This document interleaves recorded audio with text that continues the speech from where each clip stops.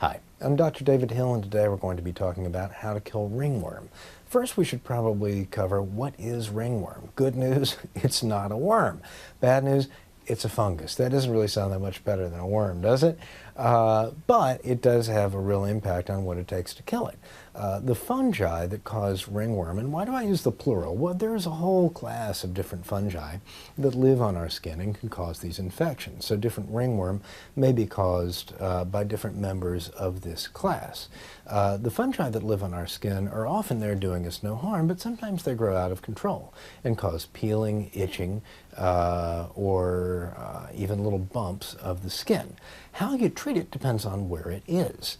When ringworm forms between the toes or in the groin and areas that are moist and humid, one of the things you want to do is try and dry those areas out as well as you can.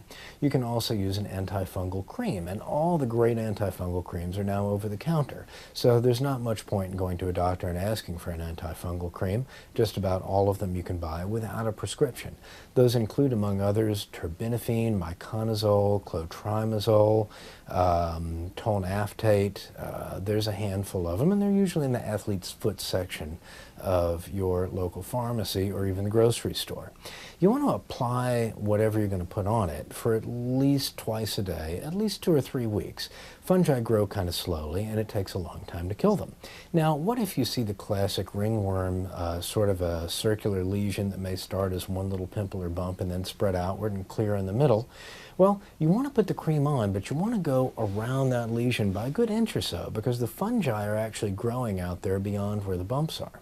The hard thing is, too, assuming the cream is working, you need to keep using it for at least another week after you don't see the rash anymore. That's really tough, because the rash was kind of reminding you that you needed to treat the rash.